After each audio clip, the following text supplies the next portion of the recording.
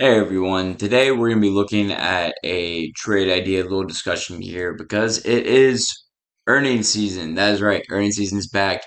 Really excited, really pumped. A lot of names reporting this week, a lot of big names that we're going to get a ton of insight on, in terms of, the way that I'm personally looking at things going forward. And I know that a lot of people as well are probably looking at the way that, some of these banks shake out. But with everything being looked at just the banks and how the banks are going to shake out and no one really looking elsewhere. It seems just like all eyes are on, the inflation numbers coming out this week, consumer sentiment coming out on Friday, and then, PNC, JP Morgan, Citigroup, BlackRock, etc. reporting this week. No one's really looking at anything else. And I think this is really opening an opportunity for something that's historically been like ridiculous to just once again sneak on by, and that is Delta Airlines. Full disclosure, I honestly cannot believe that this particular company, like this particular stock, does this almost quarter in, quarter out. It's unreal. But first, let's get into the numbers. We got an implied earnings move around 4.6, average move around 3. That's giving us a ratio of around 1.5. Really good stuff. Max move of only 6.21%. Pretty good considering it's implying 4.5 and its max is 6.2. Not bad there as well. Cumulative P&L, negative 266% buying Strauss for the past 3 years or so on this thing. Great, great numbers. Love all of it. The only thing we may not like is obviously the implied move versus average implied, but remember, guys, we don't get paid for that. So, digging into the real details here, the real meat and the bones, right? It's unreal. Like I was saying, it's unreal. Like it is almost arbitrary. Your biggest loss in the past 3 years on an airline company selling earnings volatility on it is 33%. It's ridiculous. So, with that being said, I, always like looking at names like this and checking them out to make sure there's really nothing going on here. And it doesn't appear that there is, right? I mean, this has historically been like this. I mean, we can really see that with the bell curve. Like, right, you can see this premium's really been baked in. It's a little baked in actually. This time just a little bit more than usual. Sometimes you have this blowout risk. Market's a little more weary this time around than it usually is per se, just based off, the distribution.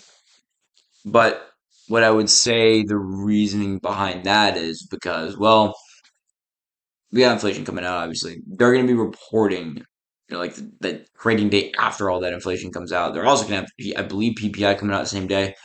So they've got a lot of stuff on top of their earnings coming out, on top of the fact that it's expected to be a really rough quarter for Delta Airlines, at least on the surface. And I want to make the point of that. So EPS estimates right now for Delta are around 31 cents a share. This is compared to, a buck 31 estimates, quarter before that, 1.51 before that, 1.44. I mean, these are some big numbers. So why is it then in the first quarter where it doesn't travel usually doesn't completely fall off a cliff? Like what is going on here?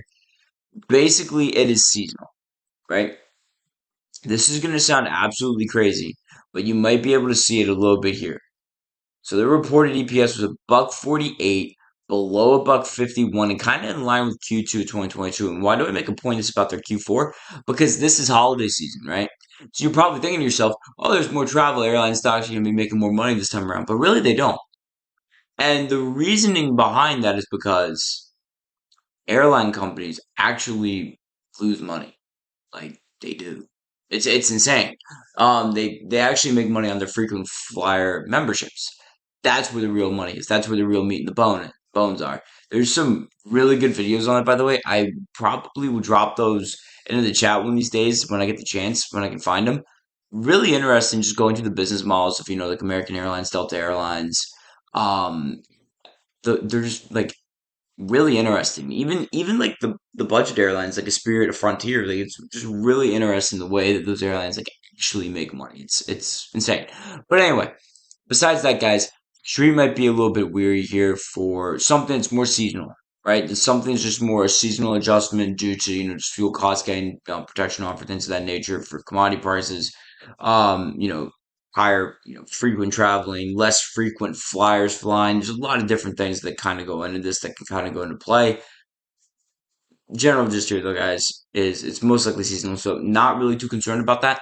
Obviously, though, guys, that's where you guys get to come in and do your own due diligence. Maybe when you guys find something a little bit different there. But besides that, guys, it's really just standard. And I think that, you obviously, you can have a little fun selling something like PNC, regional bank vol, right? I mean, it definitely looks great on the surface, right? Implied almost, double of the average, pretty minimal blowout on this thing. Good P&Ls, right? Same thing coming down the line with JPM, right? Same thing coming down the line with Citigroup. Problem is, you know, we have to ask ourselves, why is this there? We know why it's there. Like, we know why it's there. With Delta, it just seems like it's more premium based, right? So with that being said, guys, just real quick, structure out the trade. Pretty ho hum. Nothing crazy here. Straddles just because the blowout risk appears to be minimal historically. We got our forecast balls coming in around 31%. It's going to give us an expected P&L of around $60 if we hit the average, which is pretty good. I mean, we're basically risking a buck 60, a buck 70 to make 65 to $60, depending on the way you slice it. I will say the puts have done a little bit better. Short delta has done a little bit better on this thing, around earnings than long delta. So keep an eye out for that. What I mean by that is like blow our wrist to the downside. Maybe you might want to go a little bit shorter there. Maybe, on the options chain instead of trading the pure play at the money's the 34.5s. Maybe it's in your best interest to do 35, 33.5. I don't know, guys. Again, that is where you guys come in. And if you guys have any questions regarding anything, the stuff that I told you today about this trade discussion, once again, guys, I'm not recommending this. I'm just putting it forward. I'm strongly encouraging to do more DD.